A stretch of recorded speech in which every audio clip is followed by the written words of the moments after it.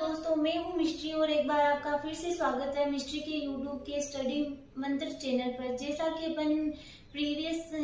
कि हमने कल पढ़ लिया था कि वेक्टर्स के बारे में थोड़ा बहुत अपन ने स्टडी कर लिया था कि प्लाज्मिड क्या होता है, बैक्टीरियोफेज क्या होता है, इनके बारे में अपन ने स्टडी कर लिया था। Today we will study about BAC. आज अपन पढ़ेंगे कि बैक्टीरियल आर्टिफिशियल क्रोमोसोम क्या होता है, कि इसको वेक्टर के रूप में किस प्रकार से यूज में लिया जाता है और क्यों यूज में लिया जाता है। जैसा कि अपन ने जो पहले वेक्टर पढ़े थे प्लाज्मिड, और जैसे कि आगे अपन कॉस्मिड भी पढ़ेंगे, तो ये क्या होते हैं, ये एक प्रकार के ऐसे वेक्टर होते हैं कि जिनकी कैरिंग कैपेसिटी बहुत कम होती है। और जो अपन आर्टिफिशियली जो बैक्टीरियल आर्टिफिशियल क्रोमोसोम है, ईस्ट आर्टिफिशियल क्रोमोसोम है या फिर ह्यूमन आर्टिफिशियल क्रोमोसोम है, इनकी कैरिंग कैपेसिटी बहुत अधिक होती है। जो बीएसी होता है बैक्टीरियल आर्टिफिशियल क्रोमोसोम,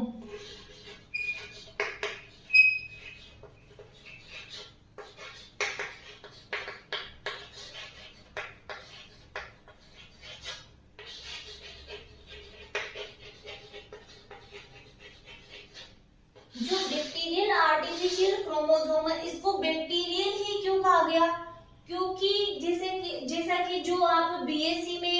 जैसा कि बीएससी में जो कॉन्जुगेशन का टॉपिक आता है, उसमें अब हम लोग स्टडी करते हैं कि उसमें क्या होता है, बैक्टीरिया में एक एपिप्लाज्मिड पाया जाता है, उसको ही क्या किया गया, मॉडिफाइड किया गया, कंस्ट्रक्ट किया गया, और इसीलिए इसको क्या बोला जाता है, बैक्टीरियल। अब आर्टिफिशियल क्यों कहा गया, क्योंकि बैक्टीरिया में नेचुरली नहीं पाया जाता है, इसको क्या किया जाता है, आर्टिफिशियली मेड किया जाता है, आर्टिफिशियली बनाया जाता है, इसलिए इसको आर्टिफिशियली कहा जाता है। अब इसको वेक्टर ना करके क्रोमोसोम क्यों कहा गया, क्योंकि ये एक प्रकार से यूज तो वेक्टर के रूप में ही किया जाता है, लेकिन इसको क्रोमोसोम इसलिए कहा गया कि इसकी साइज तो बहुत स्मॉल होती है, लेकिन इसकी कैरिंग कैपेसिटी बहुत ज्यादा होती है, इसलिए इसको वेक्टर ना कह के क्या कहा गया, क्रोमोसोम कहा गया। तो आपको इसके नाम की डेफिनेशन तो पता चल गई होगी कि बैक्टीरियल आर्टिफिशियल क्रोमोसोम, ठीक है। जो अपन बात करते हैं कि क्या होता है कि जो बैक्टीरिया होता है उसमें एप्लाज्मिड पाया जाता है, जो कि डोनर की तरह से कार्य करता है। इसको क्या किया गया, मॉडिफाइड किया गया और कंस्ट्रक्ट किया गया, मॉडिफाइड करके जो इसको बैक्टीरियल आर्टिफिशियल क्रोमोसोम के रूप में बनाया गया। तो इसकी जो कैरिंग कैपेसिटी की अपन बात करें तो इसकी more than 50 to 300 kilo base pair DNA की भी ये क्या कर सकता है, कॉपी कर सकता है। मतलब 50 से 300 किलो बेस पेयर डीएनए की कॉपी कर सकता है, जो कि नॉर्मल जो अपन वेक्टर करते हैं, जो नॉर्मल अपन वेक्टर पढ़ते हैं, उनकी कैरिंग कैपेसिटी इतनी नहीं होती है। तो आज अपन बीएससी के बारे में डीपली स्टडी करेंगे, फिर नेक्स्ट लेक्चर में अपन वाईएससी और एचएससी भी कंप्लीट करेंगे। तो मैं आपको यहाँ पे नॉर्मली बीएससी क्या प्रेजेंट होता है बीएससी में, उसके बारे में आपको थोड़ा बहुत बता देती हूँ, फिर अपन इसके नोट्स भी रेडी करेंगे। तो बीएससी क्या होता है कि एक प्रकार का एप्लाज्मिड को क्या किया जाता है, मॉडिफाइड किया जाता है, रिकंस्ट्रक्ट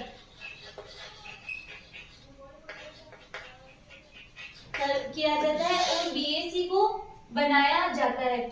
जो बीएससी अपन देखे तो क्या क्या इसमें प्रेजेंट होता है,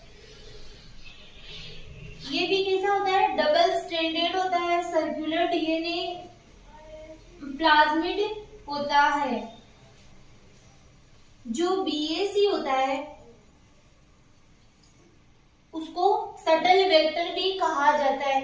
अब सटल वेक्टर की क्या डेफिनेशन होती है, सटल वेक्टर का क्या मतलब होता है, सटल वेक्टर मतलब जिसमें दो रेप्लिकेशन साइट प्रेजेंट होती है, मतलब जो दो डिफरेंट टाइप की सेल में क्या कर सकता है, रेप्लिकेशन स्टार्ट कर सकता है, ठीक है।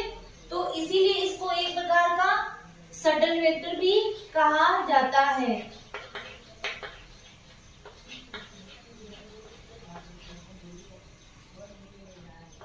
इसमें एक ORI-S साइट प्रेजेंट होती है। अब जरूरी नहीं है कि यहाँ पे ORI-S लिखा हुआ तो ORI-S ही मतलब प्रेजेंट है, यहाँ पे ORI-T भी साइट प्रेजेंट होती है, हो सकती है, और अपन ले रहे ORI-S साइट प्रेजेंट होती है।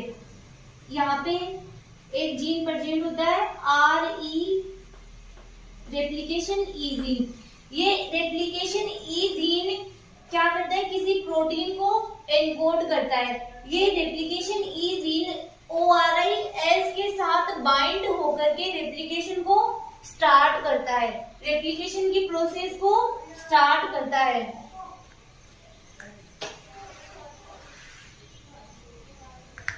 यहाँ पे 3 टाइप की पार्टीशन जीन प्रेजेंट होती है, partition A, partition B, partition C।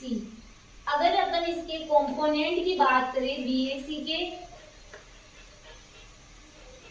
तो इसमें एक तो क्या प्रेजेंट होता है, रेप्लिकेशन E जीन प्रेजेंट होता है। नेक्स्ट इसमें प्रेजेंट होता है पार्टीशन A, B और C।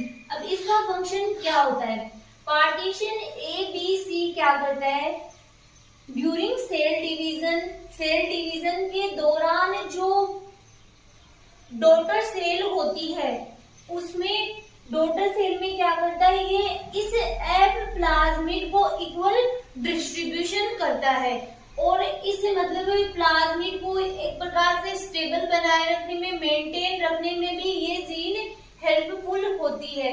क्या बताया मैंने कि partition A, B, C gene क्या करती है, सेल डिवीजन के दौरान जो ये प्लाज्मिड होता है उसका इक्वल डिस्ट्रीब्यूशन करती है। ठीक है, आगे इसमें देखो सेलेक्टेबल मार्कर भी प्रेजेंट होते हैं, लेग जेड, इसमें BAM, H1,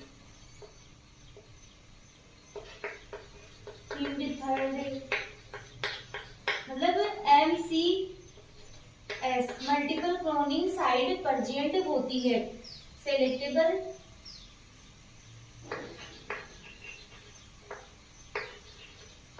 मार्कर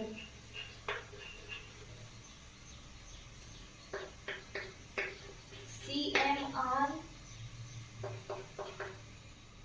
REF, इसमें एंटीबायोटिक रेजिस्टेंस जीन और लेग जेड जीन भी प्रेजेंट होते हैं। जो सेलेक्टेबल मार्कर होते हैं, मतलब सेलेक्टेबल मार्कर का क्या मतलब होता है कि मार्कर का क्या फंक्शन होता है, मार्कर क्या करते हैं, मतलब आफ्टर ट्रांसफॉर्मिंग क्या करते हैं, उस सेल की स्क्रीनिंग करने में काम में आते हैं। मतलब सेल की स्क्रीनिंग का मतलब कि वो सेल ट्रांसफॉर्मेटेड हुई है या नहीं हुई, इसकी स्क्रीनिंग करने के लिए मार्कर, जो मार्कर्स होते हैं उनको यूज में लिया जाता है। तो यहाँ पे 2 तरह के एंटीबायोटिक रेजिस्टेंस जीन प्रेजेंट होती है, ये और लेग जेड जीन भी सेलेक्टेबल मार्कर की तरह काम में आता है। मतलब सेलेक्टेबल, इसमें क्या होता है, बहुत सारी मल्टीपल क्लोनिंग साइट प्रेजेंट होती है। मल्टीपल क्लोनिंग साइट का मतलब होता है एक ऐसी साइट जिसमें कि बहुत सारे रेस्ट्रिक्शन एंजाइम के लिए रिकॉग्नाइजेशन साइट प्रेजेंट होती है। ठीक है, मल्टीपल क्लोनिंग साइट मतलब बहुत सारे रेस्ट्रिक्शन एंजाइम के लिए रिकॉग्नाइजेशन साइट प्रेजेंट होती है। अब बायोटेक्नोलॉजी के स्टूडेंट है तो उन सबको पता है कि रेस्ट्रिक्शन एंजाइम क्या होते हैं। रेस्ट्रिक्शन एंजाइम किसी स्पेसिफिक साइट पर ही कट लगाते हैं। तो यहाँ पे लेग जेड जो सेलेक्टेबल जीन प्रेजेंट है, तो यहाँ पे मान लो यहाँ पे मतलब इस जगह कट लगाया, तो जहां से कट लगा मतलब अगर ये सर्कुलर डीएनए तो ये किसमें हो जाता है, लाइनर डीएनए में कन्वर्ट हो जाता है। फिर यहाँ पे क्या हो जाता है, जो हमारा जीन ऑफ इंटरेस्ट है, मतलब जो हमारा डिजायर्ड डीएनए है, फॉरेन डीएनए, उसको क्या किया जाता है, इंसर्ट करवाया जाता है। फिर इसकी क्लोनिंग करके क्या मतलब क्लोनिंग की जाती है और इसको जो हमारी होस्ट सेल है उसमें ट्रांसफर किया जाता है और ट्रांसफॉर्मेटेड सेल प्राप्त की जाती है। तो ये आपके इतना ही था बीएसी बैक्टीरियल आर्टिफिशियल क्रोमोसोम, बहुत इजी। अब इसको अपन बाय लैंग्वेज नोट्स भी रेडी करेंगे।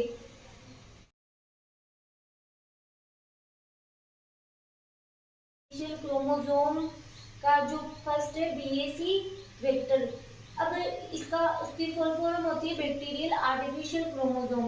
क्योंकि अब इसको बैक्टीरियल आर्टिफिशियल क्रोमोसोम ही क्यों इसका नाम रखा गया, ठीक है, क्योंकि क्या होता है कि इसको बैक्टीरिया में आप लोगों ने जब बीएससी में आप पढ़ते हो, जब कॉन्जुगेशन का टॉपिक पढ़ते हो तो उसमें आता है कि बैक्टीरिया में क्या पाया जाता है, एफ प्लाज्मिड पाया जाता है। जो एफ पॉजिटिव होता है वो क्या होता है, डोनर होता है। तो उस एफ प्लाज्मिड को ही यहाँ पे क्या किया गया, मॉडिफाइड किया गया, इसीलिए इसका नाम बैक्टीरियल रखा गया। क्योंकि बैक्टीरिया में पाए जाने वाला जो एफ प्लाज्मिड है उसी को ही क्या किया गया, मॉडिफाइड किया गया। आर्टिफिशियल इसलिए है क्योंकि ये नेचर में नहीं पाया जाता है, इनको आर्टिफिशियली बनाया जाता है, इसीलिए इसका नाम क्या रखा गया, बैक्टीरियल आर्टिफिशियल क्रोमोसोम। वेक्टर ना करके क्रोमोसोम क्यों रखा गया, क्योंकि इसकी साइज बहुत स्मॉल साइज का होता है, ठीक है, इसीलिए इसका नाम बैक्टीरियल आर्टिफिशियल क्रोमोसोम रखा गया। अब है आगे अपन इसकी किसने डिस्कवरी की थी वो अपन अभी स्टडी करेंगे। Developed by Mel Simons and co workers ने कब किया था, 1992 में इसको डिस्कवर किया था, ठीक है। फर्स्ट बीएसी वेक्टर है PBAC 108L, ये फर्स्ट बीएसी वेक्टर है जो कि इनके द्वारा आर्टिफिशियली बनाया गया। फिर आगे जो मैंने बोला वो यहाँ पे लिखा हुआ कि ए bacterial artificial chromosome BAC is a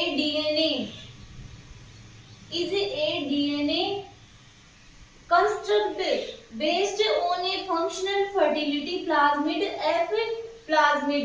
किसके ऊपर बेस्ड है, एफ प्लाज्मिड के ऊपर ही। जो बैक्टीरिया में पाए जाने वाला एफ प्लाज्मिड है उसको ही मॉडिफाइड किया गया और बैक्टीरियल आर्टिफिशियल क्रोमोसोम बनाया गया। A plasmid used for transforming and cloning, इसको क्या किया गया, यूज किया गया और इसकी क्लोनिंग की गई इन बैक्टीरिया में। यूजुअली इकोलाई, किसका यूज में लिया गया, यूजुअली इकोलाई को यूज में लिया गया। आगे बीएसी को कॉम्प्लेक्स जीनोम की डीएनए लाइब्रेरी के निर्माण में प्रयोग किया जाता है। क्यों कि यहाँ पे कि जो बैक्टीरियल आर्टिफिशियल क्रोमोसोम है उसको कॉम्प्लेक्स जीनोम की डीएनए लाइब्रेरी के निर्माण में प्रयोग किया जाता है। क्योंकि क्या होता है, इसके रीजन यहाँ पे लिखे हुए, stable insert and do not delete sequence. क्या होता है कि जो इसका जो मतलब इंटीग्रेशन होता है वो कैसा होता है, स्टेबल होता है और सीक्वेंस है वो डिलीट नहीं होते। इजी टू मैनिपुलेट, इसको मैनिपुलेशन करने में भी इजीली मैनिपुलेट हो जाता है। Transforming efficiency higher than YAC, इसकी जो ट्रांसफॉर्मेशन की इफिशियंसी होती है वो किससे ज्यादा होती है, YAC ईस्ट आर्टिफिशियल क्रोमोसोम से ज्यादा होती है। किसकी, बैक्टीरियल आर्टिफिशियल क्रोमोसोम से। अभी आगे अपन YAC भी डीपली स्टडी करेंगे नेक्स्ट लेक्चर में। सिंपल टू प्योरीफाई, इनको प्योरीफाई करना क्या रहता है, इजी रहता है। मोर यूजर फ्रेंडली, मतलब इनको फ्रेंडली तरीके से यूज किया जा सकता है। Helpful in development in vaccine, ये किसमें, वैक्सीन के डेवलपमेंट में भी हेल्पफुल होते हैं। तो ये रीजन है इसको कॉम्प्लेक्स जीनोम की डीएनए लाइब्रेरी के निर्माण में प्रयुक्त।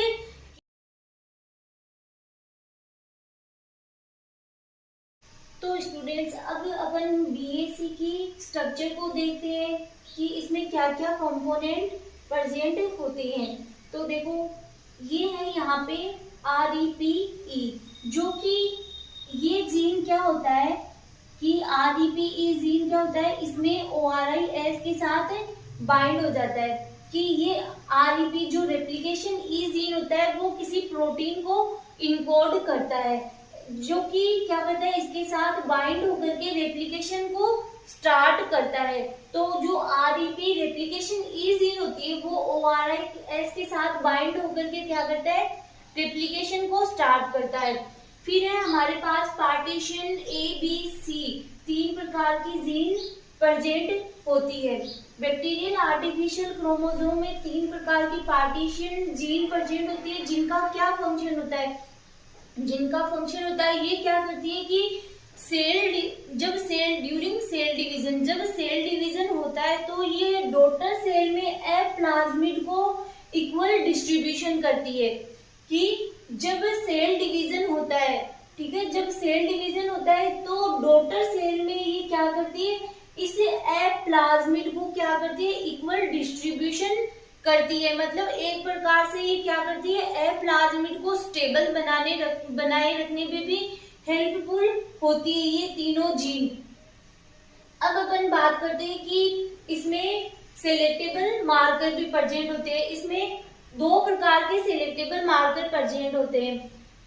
तो जो सेलेक्टेबल मार्कर, इसमें एक तो एंटीबायोटिक रेजिस्टेंस मार्कर और एक लेग जेड सेलेक्टेबल मार्कर भी प्रेजेंट होता है। एंटीबायोटिक रेजिस्टेंस मार्कर मतलब जो कि क्या करते हैं, मतलब आफ्टर ट्रांसफॉर्मेशन के दौरान क्या करते हैं, उसकी प्लाज्मिड की क्या करने में काम आते हैं, स्क्रीनिंग करने में काम में आते हैं। स्क्रीनिंग मतलब कि जो अपन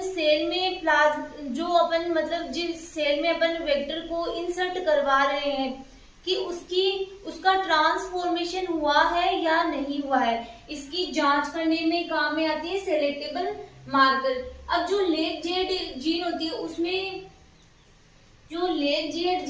उसमें बहुत सारी मल्टीपल क्लोनिंग साइट प्रेजेंट होती है। मल्टीपल क्लोनिंग साइट के बारे में अपन पहले भी बात कर चुके हैं। क्या होती है multiple cloning site? Multiple cloning site मतलब एक ऐसी साइट है जिसमें बहुत सारे रेस्ट्रिक्शन एंजाइम के लिए रिकॉग्नाइजेशन साइट प्रेजेंट होती है। जैसा कि बायोटेक्नोलॉजी के स्टूडेंट है तो उनको सबको पता है कि रेस्ट्रिक्शन एंजाइम का क्या फंक्शन होता है, कि रेस्ट्रिक्शन एंजाइम वो होते हैं जो किसी स्पेसिफिक साइट से कट लगाते हैं, ठीक है। तो मल्टीपल क्लोनिंग साइट मतलब बहुत सारे रेस्ट्रिक्शन एंजाइम के लिए रिकॉग्नाइजेशन साइट प्रेजेंट होती है, मतलब वो वहां पर ही कट लगाएंगे। जैसे कि ये लेग जेड है, ठीक है, इस लेग जेड में ये बहुत सारी मल्टीपल क्लोनिंग साइट प्रेजेंट है। तो ये क्या है, यहाँ पे प्रेजेंट है, ठीक है, लेग जेड जीन यहाँ पे प्रेजेंट है। ये कैसा होता है, सर्कुलर होता है। जो ये बीएसी है वो भी सर्कुलर डबल स्टैंडर्ड प्लाज्मिड है। तो जब यहाँ पे कट लगाएंगे, मतलब इनमें से किसी भी साइड पर कट लगाएंगे तो ये क्या हो जाता है, जो ये डीएनए हो जाता है वो कैसा होता है, लाइनर हो जाता है। और वहां पे अपन अपना क्या करते हैं, जीन ऑफ इंटरेस्ट डाल देते हैं। और फिर जिस सेल में मतलब जीन ऑफ इंटरेस्ट जिसको क्या बोलते हैं अपन, फॉरेन डीएनए ट्रांसफर कर देते हैं। फिर जिस सेल में अपन को इसको ट्रांसफर करना होता है उसमें इसको मतलब इस वेक्टर के द्वारा ट्रांसफर कर देते हैं। तो क्या बताया मैंने कि जब जो लेग जेड जीन होती है उसमें क्या होती है, मल्टीपल क्लोनिंग साइट प्रेजेंट होती है, जिससे कि जब यहाँ पे क्या इन मल्टीपल क्लोनिंग साइट में से कहीं पे भी अगर कट लगता है, मतलब रेस्ट्रिक्शन एंजाइम क्या करता है, किसी स्पेसिफिक साइट पर कट लगाता है। तो जब यहाँ पर मतलब किसी भी यहाँ पर मान लो ये इतनी दूर में कट लगा तो ये डीएनए कैसा हो गया, लाइनर डीएनए हो गया। अब अपन इसमें क्या करते हैं, अपना जीन ऑफ इंटरेस्ट डाल देते हैं, मतलब फॉरेन डीएनए एंटर करवा देते हैं, फिर इसको किसी भी सेल में ट्रांसफर कर देते हैं। तो ये है बैक्टीरियल आर्टिफिशियल क्रोमोसोम की स्ट्रक्चर। अब हमारे पास क्या है, एक T7 और sp6 फेज प्रोमोटर भी प्रेजेंट होते हैं। ये फेज प्रोमोटर क्या करते हैं कि मतलब जब आरएनए प्रोब बनता है, मतलब जब आरएनए प्रोब बनता है उस समय ये ट्रांसक्रिप्शन में भी हेल्प करता है। मतलब इनके द्वारा उस जीन का क्या हो सकता है, ट्रांसक्रिप्शन हो सकता है। तो आई होप आपको समझ में आया होगा कि बैक्टीरियल आर्टिफिशियल क्रोमोसोम क्या होता है।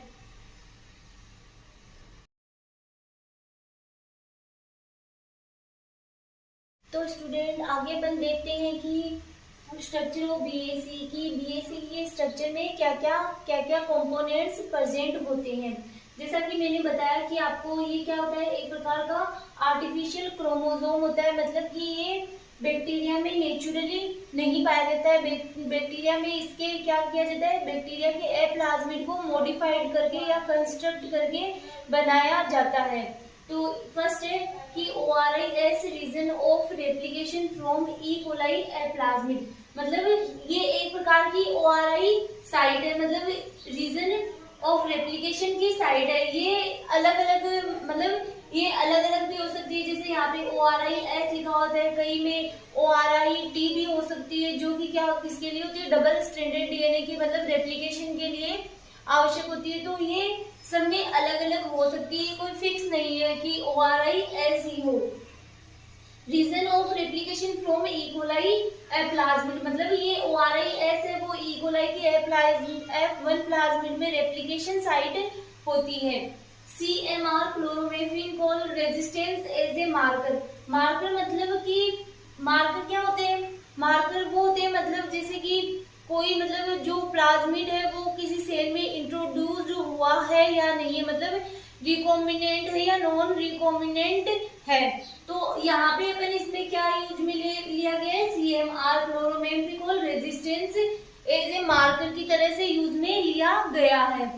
फिर replication E genes encodes a protein, जो रेप्लिकेशन ई जीन्स होती है वो किसको कोड करती है, प्रोटीन को कोड करती है, जो कि ORI साइट से that binds to ORI-S to initiate replication, मतलब जो रेप्लिकेशन ई जीन है वो ORI-S जो साइट होती है, जो ओरिजिन ऑफ रेप्लिकेशन साइट है, उससे बाइंड हो जाती है और रेप्लिकेशन की प्रोसेस को क्या करती है, इनिशिएट करती है, रेप्लिकेशन की प्रोसेस को स्टार्ट करती है।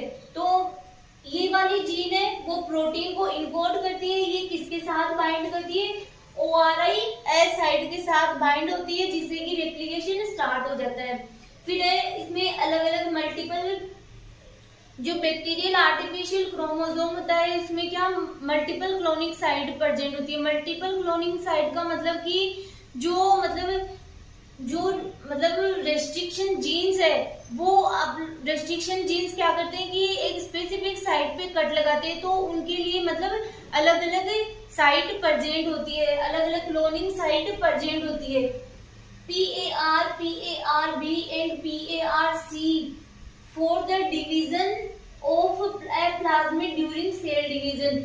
ये जो जीन्स होती है वो क्या करती है, सेल डिवीजन के दौरान प्लाज्मिड के मतलब डिवीजन प्लाज्मिड का किस प्रकार से डिवीजन होता है उसको डिसाइड करती है। कौन सी जीन्स है, PARB, PARA, PARB और PARC जीन्स। ये क्या करती है, जब सेल डिवीजन होता है तब प्लाज्मिड के पार्टीशन का वर्क करती है। फिर है BACR subtle plasmid. Now the question arises what is subtle vector, मतलब सटल प्लाज्मिड क्या होते हैं। देखो सटल प्लाज्मिड वो होते हैं जिनमें की दो ओरिजिन ऑफ रेप्लिकेशन, दो ORI साइट पाई जाती है। नॉर्मली अपन ने जो भी वेक्टर पढ़े उनमें ऐसे ही पढ़ा था कि वन रेप्लिकेशन ORI साइट पाई जाती है, बट जो सटल वेक्टर होते हैं उनमें दो रेप्लिकेशन साइट पाई जाती है कि ये अलग अलग सेल में क्या कर सकते हैं, डिफरेंट सेल में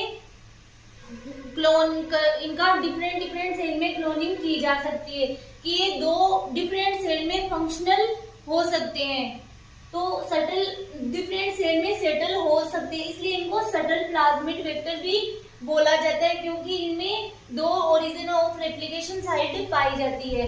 created for cloning large size foreign DNA, मतलब ये बैक्टीरियल आर्टिफिशियल क्रोमोसोम होता तो स्मॉल साइज का है, स्मॉल साइज का होता है, लेकिन ये क्या करता है कि इसकी कैरिंग कैपेसिटी होती है वो क्या होती है, इसकी कैरिंग कैपेसिटी की अपन बात करें तो cloning large size foreign DNA, मतलब ये लार्ज साइज के फॉरेन डीएनए की क्लोनिंग कर सकता है, लगभग 50 to 300 किलो बेस पेयर के डीएनए की ये क्लोनिंग कर सकता है।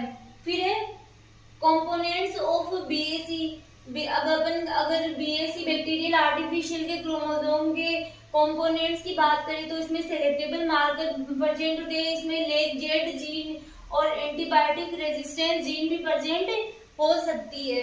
तो ये इसका मतलब ये स्ट्रक्चर थी बीएससी की बैक्टीरियल आर्टिफिशियल क्रोमोसोम में क्या क्या पाया जाता है। वापस से बता देती हूँ मैं आपको कि देखो ओआरआई एस साइट पाई जाती है रेप्लिकेशन की, सीएमआर जो रेजिस्टेंस जीन होता है जिसको मार्कर के रूप में यूज में लिया जाता है, और क्या पाया जाता है इसमें आर जो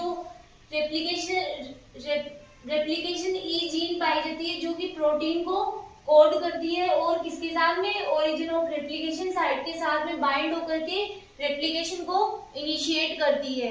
आई होप आपको इजीली ये समझ में भी आया।